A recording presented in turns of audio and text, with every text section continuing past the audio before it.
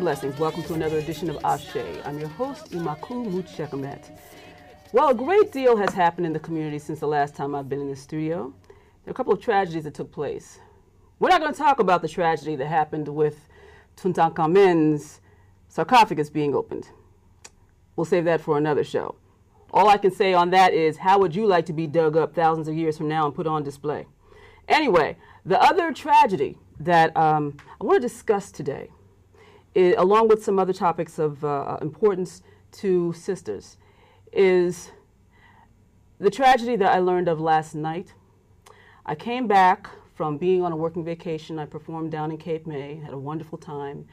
Came back, opened an email from a colleague of mine about a killing that took place. Someone prominent in our community was murdered by an ex. It was a crime of passion. Now, that in and of itself is sad, it's tragic, but the deeper reason behind it is what's most tragic. Because over the last several years, I have been encountering many women who have had abusive situations, whether it's verbal abuse, mental abuse, physical abuse, sexual abuse, in the so-called conscious community. We've heard about things like this happening in other organizations like the Catholic Church, in different Christian churches, but we somehow don't want to acknowledge that it happens right within, again, what is called the conscious community.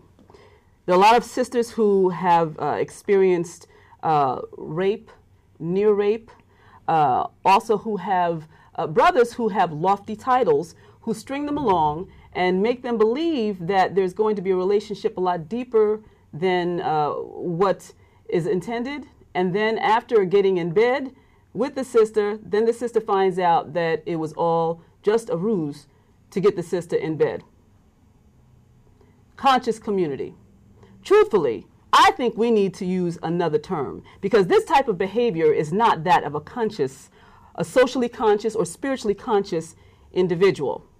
And the very fact that we have sisters who will not speak out because they were afraid, because threats are made within the community in order for the sisters to keep their mouths shut, is only giving power to the abusers. We have a situation where men are talking about the fact that they are balanced men, that they are living in their yin and their yang, yet and still all this abuse happens to our sisters. It is time for this to stop. Now, while I was away, there was a movement that I did take part in on October 31st called Women Wear Red. And it was a protest that took place across the country, speaking out against violent crimes that are perpetrated against women of color. And so women wore red that day. They stood in places where they knew violent crimes had taken place against women, and they recited a lot of what had happened to them, and there was a solidarity that took place. Now, even though I was on the stage that night, instead of wearing my customary black that I wear when I perform, I wore red, because I too am a former victim of violent crimes.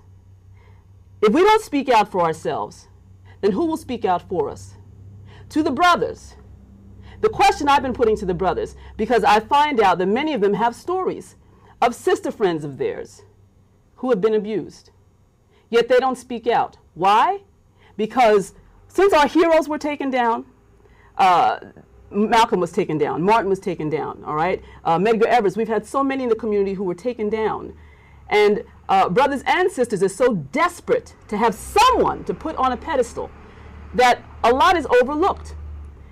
Well, this is what I say, because when I ask brothers, well, what are you going to do? You know about this. You've known about this for years, yet you still go and support these organizations. And we're talking about political groups. We're talking about different spiritual groups. And I'm talking about across the board, Yoruba, Kemetic, Akan, you name it. It's across the board. This affects everybody, okay? Brothers know, but they keep their mouths shut. Instead of calling the perpetrators on the carpet, as should have been done with this brother who was just killed. So again, the question is, what are you going to do? I've been told, well, I don't judge. You don't judge. Yet you go and you support the restaurants that they have. You support the other industries and so forth, the other businesses that they have. You go to their rituals and so forth. Well, if there were a rapist in the community who happened to own a soul food restaurant, okay, and you knew that this restaurateur was going from house to house to house and raping the women, would you stay silent? Would you let it continue? Would you still go to the restaurant talking about, boy, those greens that he makes sure are good? No, you would do something about it. So what is the difference? Now, sisters, because the brothers aren't speaking up, it's time for us to truly take action. This show today is about taking action and honoring the spirit that we carry as the mothers of creation. And the focus today is Sisters Save Ourselves. Joining us once again is Sister Karen Hatter, who is social commentator for Akeru Radio on Akeru New African Network at www.akeruradio.com. She is also a contributing editor on nowpublic.com. Welcome again, Sister Karen. Oh, thanks for having me again, Imakhu. Well, you know, before we get into the topic that you're bringing today, why don't you just give me a little comment on what's going on with everything that I've shared? There's this misplaced sense of loyalty that we're finding, I feel, in the conscious community where wrong is done, but somehow or another you're just supposed to turn a blind eye and not say anything about it for a lot of the reasons that you say. And obviously that is inappropriate and incorrect. If you are conscious, then it is your responsibility to do something about that. There is no way that you can know of a brother who's continually abusing sisters and encouraging the other brothers to do the same thing, and they're all walking around as if they have their own private hen house, and the sisters are in some cases intimidated into silence, and the rest of the community is well aware of these practices. There's something wrong with that. Well, you know, some sisters are threatened. I know, and that in and of itself obviously requires that the sisters band together, because they can't threaten everyone. They can try, but you know, of course, as long as they're threatening this sister and that sister and the other sister, as opposed to the entire group, because they don't normally, I'm assuming this is not a situation where they have all the sisters together tell them they're going to do these things. Exactly. I mean, it's generally a situation where sisters are isolated. Right. And they're also ashamed because of some of the things that they've done. And they're made to feel as though they are at fault. They're also told that if they speak up, then it's going to break the community apart. Well, then so be it. The community should be broken apart and start over. That's what I truly feel at this point. That's what needs to happen. You cannot have a so-called viable community built on a lousy foundation. And if your foundation is built on corrupt things, then it has to be torn down and start again. That's the way it has to go.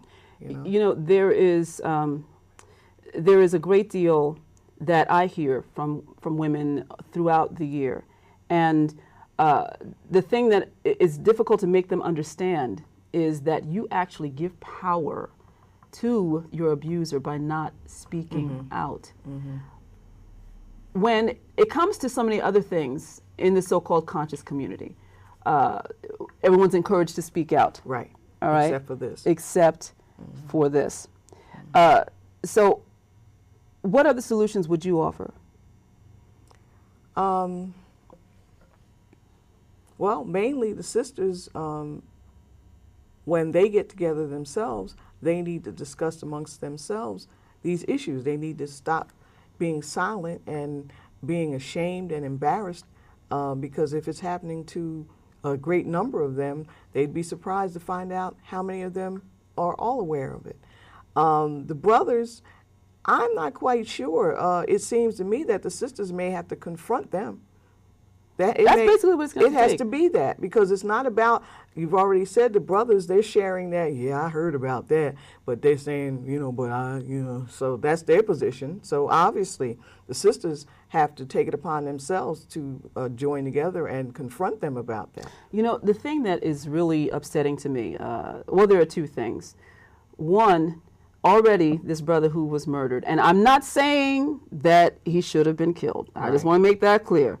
Because Lord knows if sisters took a gun, everybody who perpetrated abuse upon them, wouldn't be nobody left. So it'd just be a shooting gallery, good old time. I tell you. Okay, and they all be up in jail. But I'm not sanctioning it. I do understand it though, because the MO is some level of abuse takes place, and again, I'm including emotional abuse too. Okay. And then the brothers put a spin on it where the sisters are crazy. Now, most of them have driven the women crazy, okay? And abuse. Right, or they're so emotionally frail that they're right near the edge. And I've known of situations where this has happened over and over again. And then sisters believe the lie instead of supporting their own sister and thinking, well, maybe it's true. It may be necessary to educate the sisters on exactly what abuse is. See, they may be under the assumption that if they are addressed and attention is given to them by brother, whoever it is, that even if it's an abusive kind of thing, the fact that he has singled them out, it's an honor. And just like most abusive situations, there's always a way to rationalize how messed up someone treats you. There's always a way. There's always a way. And maybe what's needed is education of exactly what abuse is, so that they'll recognize it, because I would imagine that some don't recognize it as abuse. You're very right. Let me just do a quick mention of my book, because I do have a chapter in my book, the Cowrie Blessings book, recognizing abuse before it hits you in the face. Yeah, I remember. Okay, because people don't realize a lot of times people are in abusive situations their whole lives, and that's all they know. So they gravitate from one situation to another without realizing, this is messed up. Right. And I can get out. I have options. Let me just say one more thing on this before we leave and go on to the next topic. I'll leave that alone. Let's go forward, okay? Because now again we're talking about taking matters in our own hands. You shared with us a report some time ago about the HPV vaccine and whether it actually is a viable option for women. And you've actually done a lot more research, and you've discovered some things since then that really needs to be shared with our audience. Oh yes. Well, I was going to start by saying, for those that aren't familiar, the human papillomavirus, or HPV, is a virus that is commonly associated with genital warts. It's believed to be spread from skin to skin, genital to genital contact. There are over 150 identified viruses, but research is revealing that there may be thousands that have not been given specific numbers and names. Out of the 150 that have been identified, around 30 of them have been said to cause cancer. Now, that is what the vaccine Gardasil was developed to prevent the growth of 4 specific HPV types, 6 and 11, which are identified with genital warts, and 16 and 18, which have been found to be present in most cervical cancers. Now, bottom line, what does this mean for women?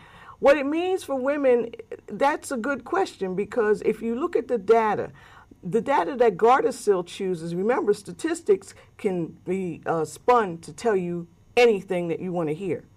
And the problem with the way that Gardasil is being presented is that they're saying that it prevents cervical cancer. Well, I'm just going to say straight up, that's a lie, because the target group that they're planning to inoculate are 9 to 26-year-olds. Most women that are diagnosed with cervical cancer are 35 to 45. Mm-hmm.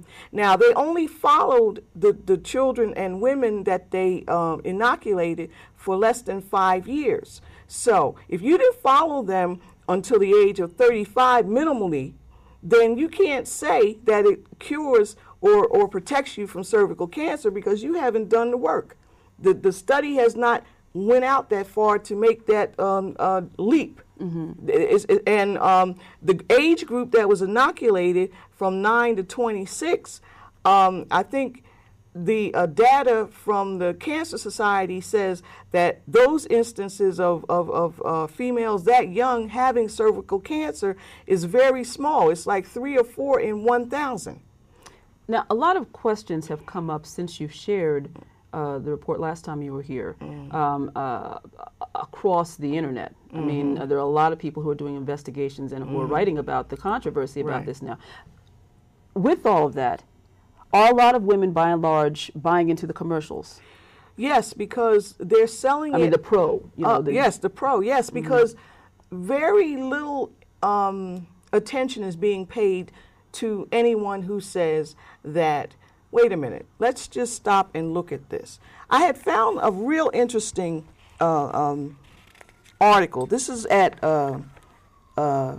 hpvtruth.org. Just a few minutes to go. Yeah. Mm-hmm. And this is from a doctor who is heading up something called medical accountability.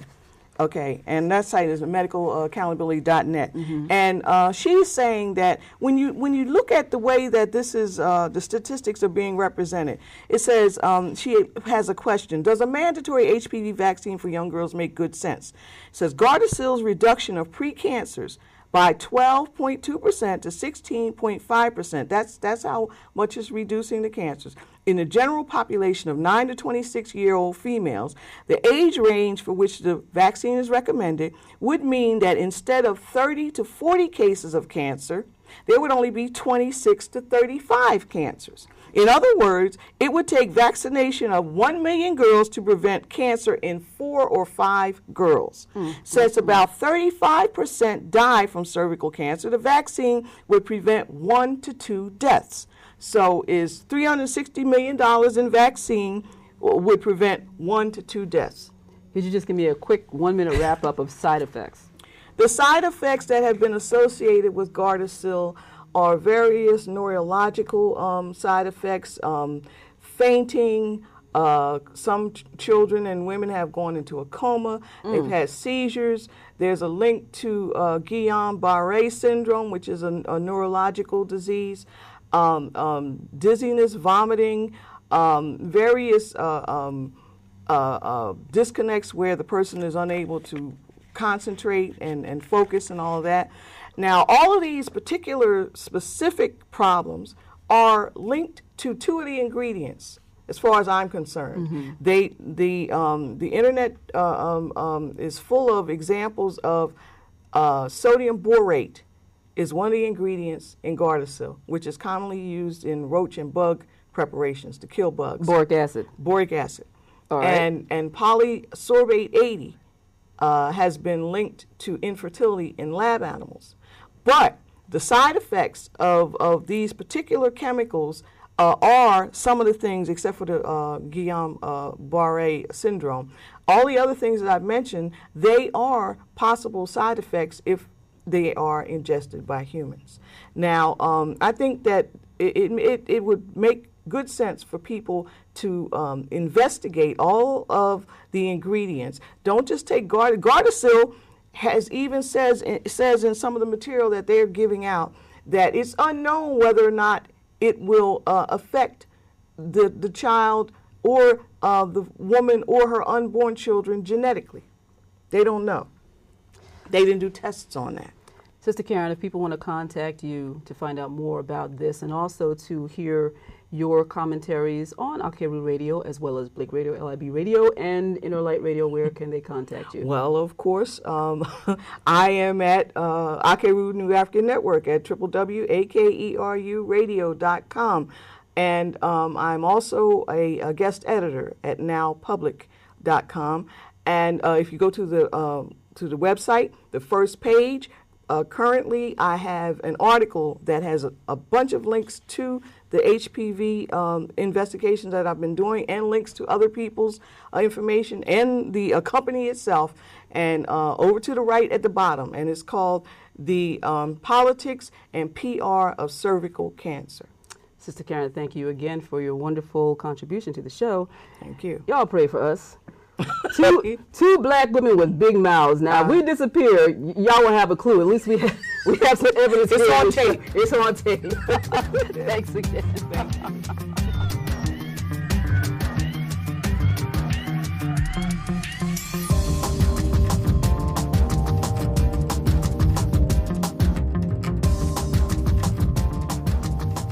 Greetings, everyone.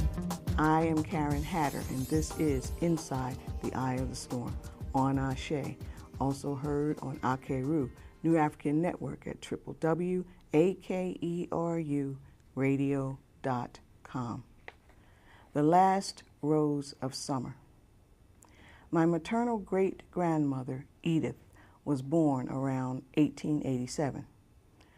I have been able to extrapolate this possible year for her birth using my maternal grandmother Sadie's year of birth, 1900. Great-grandmom Edith was raped at the age of 12 by Reverend Lawson from Maryland, a white man who my great-great-grandmother Mariah had arranged to employ her daughter, my great-grandmother Edith, as a house servant, thinking the house to be a good Christian home headed by a reverend of the church and all. As a result of my great-grandmother's violation, my grandmother Sadie was born when great-grandmom Edith was 13. For many years, our family has kept this a family secret.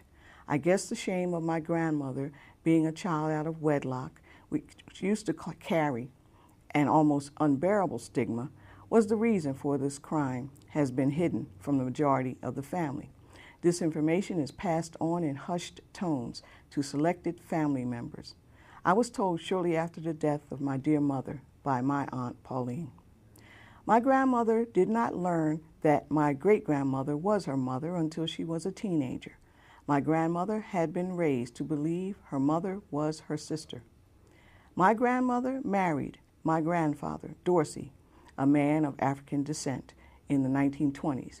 They had 12 children, 9 of which survived to adulthood. As a child, I loved helping my grandmother in the kitchen fixing meals. Sometimes she would talk to me about things from the past, but as most of us know, old folks of that era didn't do too much talking about themselves.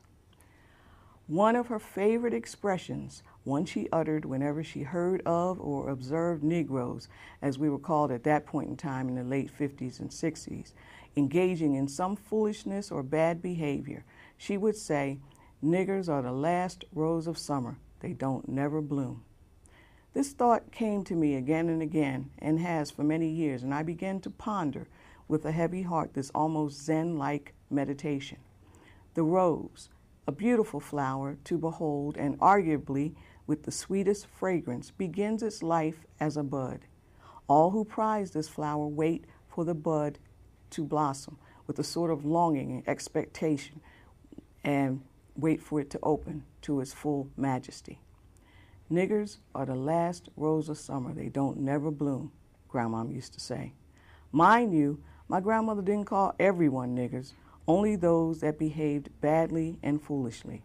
In those days, if an elder made a remark, you usually didn't ask them to explain themselves. So since Grandmom never elaborated, I'm left to my own devices to contemplate what she meant.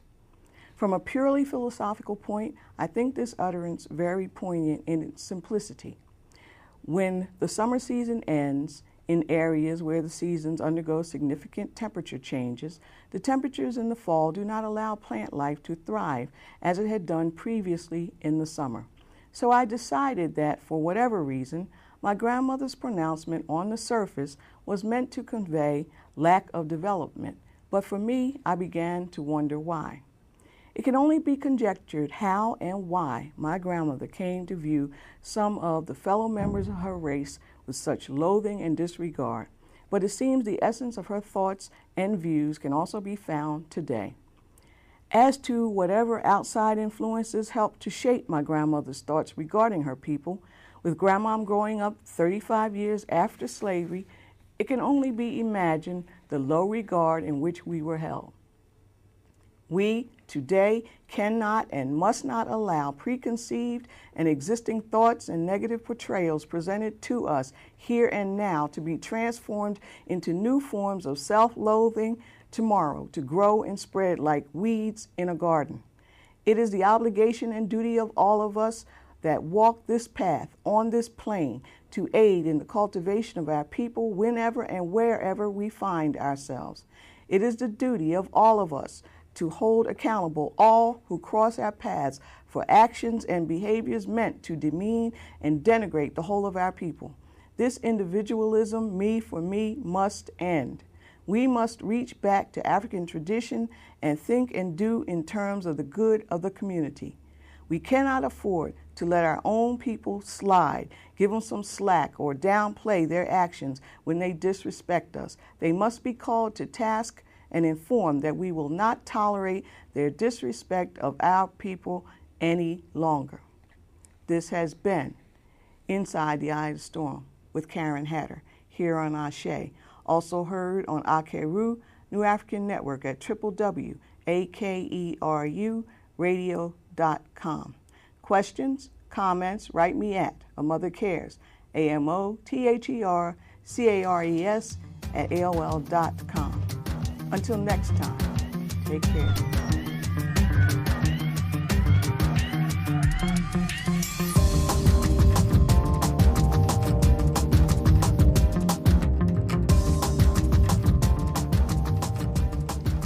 This is Sekhmet. The word at the bottom here is Sekhem. It is a Kemetic word meaning power. Sekhmet is the lioness of power who stands up for justice, righteousness, and she moves anything out of the way that is not in what we call ma'at, that is not in balance, that is not in order. And above all, she speaks truth. Sisters, it is time for us to speak our truth and to own our power. For more information, you can contact me at, say it with me now, www.akeruradio.com, or at my personal website, www.mwtshekmet.org. If you want to find out more about the Women in Red, there's an organization. You can just Google it. But again, you can contact me. You can also reach me for lectures at 646-713-8650. Claim your personal power. Shemotep, Ashe.